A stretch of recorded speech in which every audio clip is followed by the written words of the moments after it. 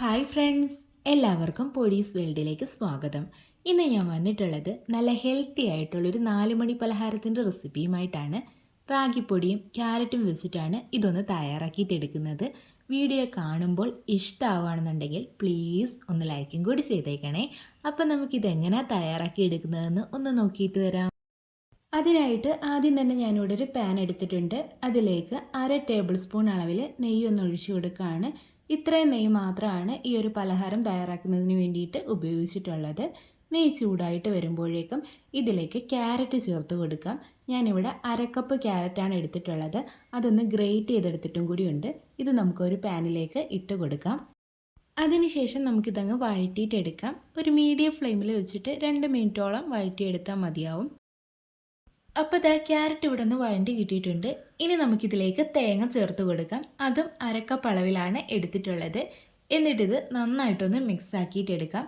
ഇനി ഈ തേങ്ങേൻ്റെ വെള്ളം നനവൊക്കെ ഒന്ന് മാറിക്കിട്ടണം. അതുവരെ ഒന്ന് വഴറ്റിയിട്ടെടുക്കാം. കളറൊന്നും മാറിപ്പോകേണ്ട ആവശ്യമില്ല. അപ്പോൾ ദാ അതും ഒന്ന് റെഡി ആയിട്ട് കിട്ടിയിട്ടുണ്ട്. ഇനി നമുക്കിതിലേക്ക് ശർക്കര ചേർത്ത് കൊടുക്കാം. ഞാനിവിടെ 1/2 കപ്പ് ശർക്കരയാണ് ചേർത്ത് കൊടുക്കുന്നത്. നമുക്ക് എത്രത്തോളം മധുരം വേണമോ അതനുസരിച്ചിട്ട് ശർക്കര ചേർത്ത് കൊടുക്കുക. ഞാനിവിടെ ശർക്കരയുടെ പൊടിയാണ് ചേർത്ത് കൊടുത്തിട്ടുള്ളത്. ഞാൻ എടുത്തിട്ടുള്ള ശർക്കരയിൽ കല്ലോ മണ്ണോ പൊടിയോ ഒന്നും ഇല്ലാത്ത ശർക്കരയാണ്. അതുകൊണ്ടാണ് ഡയറക്റ്റ് ചേർത്ത് കൊടുത്തിട്ടുള്ളത്. എടുക്കുന്ന ശർക്കരയിൽ ഈ മാലിന്യങ്ങളൊക്കെ ഉള്ളതാണെന്നുണ്ടെങ്കിൽ കുറച്ച് വെള്ളം ഒഴിച്ചിട്ട് ഉരുക്കിയതിന് ശേഷം അരിച്ചൊഴിച്ച് ചേർത്ത് കൊടുക്കുക കേട്ടോ. അപ്പോൾ ശർക്കര ചേർത്തിട്ട് ഞാനിവിടെ നന്നായിട്ടൊന്ന് മിക്സാക്കി എടുത്തിട്ടുണ്ട്. അപ്പോൾ അതൊന്ന് ചെറുതായിട്ട് മെൽറ്റായിട്ട് തുടങ്ങിയിട്ടുണ്ട് കേട്ടോ. ഇനി ഇതിലേക്ക് വെള്ളം ചേർത്ത് കൊടുക്കാം. ഞാനിവിടെ 1/4 കപ്പ് അളവിലാണ് വെള്ളം ചേർത്ത് കൊടുക്കുന്നത്. എന്നിട്ടിത് നന്നായിട്ടൊന്ന് മിക്സ് ആക്കിയിട്ടെടുക്കാം. അതിനുശേഷം ഇതിലേക്ക് കുറച്ച് ഉപ്പ് ചേർത്ത് കൊടുക്കാം. മധുരം ഒന്ന് ബാലൻസ് ചെയ്യുന്നതിന് വേണ്ടിയിട്ടാണ്. പിന്നീട് ഇതിലേക്ക് 1/4 ടീസ്പൂൺ അളവിൽ ഏലക്കാപ്പൊടി കൂടി ഞാൻ ചേർത്ത് കൊടുക്കുന്നുണ്ട്. എന്നിട്ട് ഒന്നുകൂടി ഒന്ന് മിക്സ് ആക്കിയിട്ടെടുക്കാം. ഇനി നമുക്കിത് നന്നായിട്ടൊന്ന് തിളപ്പിച്ചിട്ടും കൂടി എടുക്കാം. അപ്പോൾ ഇതാ ശർക്കരപ്പാനിയൊക്കെ ഇവിടെ നന്നായിട്ട് തിളച്ച് വന്നിട്ടുണ്ട്. ഇനി ഫ്ലെയിം കുറച്ച് വെച്ചതിന് ശേഷം ഇതിലേക്ക് റാഗിപ്പൊടി ചേർത്ത് കൊടുക്കാം. ഞാനിവിടെ 1/2 കപ്പ് റാഗിപ്പൊടിയാണ് എടുത്തിട്ടുള്ളത്. വറുത്ത റാഗിപ്പൊടിയാണ് കേട്ടോ. ഇനി നമുക്ക് ഇത് നന്നായിട്ടൊന്ന് മിക്സ് ആക്കിയിട്ടെടുക്കാം. അപ്പോൾ അത് നന്നായിട്ടൊന്ന് മിക്സാക്കി എടുത്തിട്ടുണ്ട്. ഇനി ഇതിലേക്ക് ഒരു ചേരുവ കൂടി ഞാൻ ചേർത്ത് കൊടുക്കുന്നുണ്ട്. Cashew nuts പൊടിച്ചതാണ്. 10 എണ്ണം എടുത്തിട്ട് ഒന്ന് പൊടിച്ചെടുത്തിട്ടുണ്ട്. നല്ല ഫൈനായിട്ടല്ല, ചെറിയ തരിതരിയായിട്ടാണ് പൊടിച്ചെടുത്തിട്ടുള്ളത്. എന്നിട്ടിത് നന്നായിട്ട് മിക്സാക്കിയിട്ടെടുക്കാം. ഇത് കൈവശം ഉണ്ടെങ്കിൽ മാത്രം ചേർത്ത് കൊടുത്താൽ മതി. ഇതും കൂടി ചേർക്കുമ്പോൾ കുറച്ചുകൂടി നല്ലൊരു ടേസ്റ്റാണ്. താല്പര്യം ഉണ്ടെങ്കിൽ മാത്രം ചേർത്താൽ മതിയാവും. അപ്പോൾ അത് ഞാൻ നന്നായിട്ട് മിക്സാക്കി എടുത്തിട്ടുണ്ട്. ഇതുപോലെ പാനിൽ നിന്നൊക്കെ വിട്ട് വരുന്നൊരു രീതി ആവണം. ആ ഒരു സമയമാകുമ്പോഴേക്കും ഫ്ലെയിം ഓഫ് ചെയ്തിട്ട് ഇതൊന്ന് എടുത്ത് മാറ്റി വെക്കാം. വേറൊരു പാത്രത്തിലേക്ക് മാറ്റി വെക്കണം. അല്ലെങ്കിൽ ഈ ഒരു പാനിൻ്റെ ചൂട് കൊണ്ട് അതിൻ്റെ അടിഭാഗം കുറച്ചുകൂടി ഡ്രൈ ആയി പോകാനുള്ള ചാൻസ് ഉണ്ട്. അപ്പോൾ വേറൊരു പാത്രത്തിലേക്ക് മാറ്റി വെക്കാം.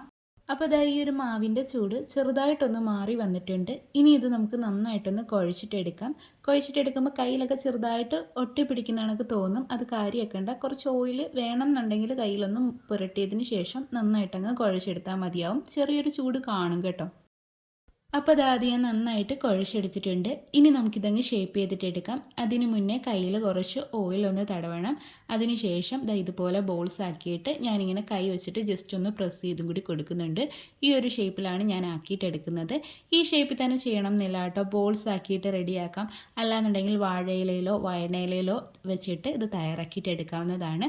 അതൊക്കെ നമ്മുടെ ഇഷ്ടമാണ്. ഞാനിവിടെ ഈ ഒരു ഷേപ്പിൽ ആക്കിയിട്ടെടുക്കുന്നതേ ഉള്ളൂ. അപ്പോൾ ബാക്കിയുള്ളതും ഇതുപോലെ തന്നെ ഒന്ന് റെഡിയാക്കിയിട്ട് എടുക്കട്ടെ. അപ്പോൾ ബാക്കി എല്ലാതും ഞാനിവിടെ റെഡിയാക്കി എടുത്തിട്ടുണ്ട്. ഇനി നമുക്കിതൊന്ന് സ്റ്റീം ചെയ്തിട്ട് എടുക്കാം. അതിനായിട്ട് ഇഡലി പാത്രത്തിൽ കുറച്ച് വെള്ളം എടുത്തിട്ട് ചൂടാക്കാൻ വേണ്ടി വെച്ചിട്ടുണ്ടായിരുന്നു. അപ്പോൾ വെള്ളമൊക്കെ ഒന്ന് ചൂടായിട്ട് ചെറുതായിട്ട് ആവിയൊക്കെ ഒന്ന് കയറി വന്നിട്ടുണ്ട്. അതിൻ്റെ ഉള്ളിലേക്ക് ഞാൻ ഒരു തട്ടും വെച്ച് കൊടുത്തിട്ടുണ്ട്, ഇഡലി തട്ട്. അതിൻ്റെ മുകളിലായിട്ട് ഒരു വാഴയില കൂടി വെച്ച് കൊടുത്തിട്ടുണ്ടായിരുന്നു. വാഴയില ഇല്ലാന്നുണ്ടെങ്കിൽ ആ ഒരു തട്ടിൽ കുറച്ച് ഓയിലൊന്ന് പുരട്ടണം. ഇനി നമുക്കിതെല്ലാതും അതിലേക്കൊന്ന് എടുത്ത് വെച്ച് കൊടുക്കാം. അതിനുശേഷം ഇത് അടച്ച് വെച്ചിട്ട് കുക്ക് ചെയ്തിട്ട് എടുക്കാം. ഞാനിവിടെ മീഡിയം ഫ്ലെയിമിൽ 10 മിനിറ്റാണ് കുക്ക് ചെയ്തിട്ട് എടുക്കുന്നത്. അപ്പോൾ ഇത് കുക്ക് ചെയ്യാൻ വെച്ചിട്ട് ഇപ്പോൾ ഒരു 10 മിനിറ്റ് ആയിട്ടുണ്ട്. നമുക്കിനി ഇതൊന്ന് തുറന്ന് നോക്കാം. അപ്പോൾ നമ്മുടെ പലഹാരമൊക്കെ ഇവിടെ നന്നായിട്ട് റെഡി ആയിട്ട് വന്നിട്ടുണ്ട്. ഇതൊന്നും കൂടി ഒന്ന് വീർത്തും കൂടി വന്നിട്ടുണ്ട്. ഇനി നമുക്കിതൊന്ന് എടുത്ത് പുറത്തേക്ക് വെക്കാം. അപ്പോൾ ഇത്രയേ ഉള്ളൂ. നല്ല രുചികരമായിട്ടുള്ള എളുപ്പത്തിൽ തയ്യാറാക്കി എടുക്കാൻ പറ്റുന്ന ഹെൽത്തി ആയിട്ടുള്ള പലഹാരം ഇവിടെ റെഡി ആയിട്ടുണ്ട്. എല്ലാവരും ഒന്ന് തയ്യാറാക്കി നോക്കണേ. കുട്ടികളൊക്കെ സ്കൂൾ വിട്ട് വരുമ്പം ഈ ഒരു രീതിയിൽ തയ്യാറാക്കി കൊടുത്തു നോക്കൂ. അവർക്ക് തീർച്ചയായിട്ടും ഇഷ്ടപ്പെടും. അതുമാത്രമല്ല നല്ല ഹെൽത്തിയുമാണ്. അപ്പോൾ തയ്യാറാക്കി നോക്കിയിട്ട് ഫീഡ്ബാക്ക് പറയാൻ മറക്കല്ലേ.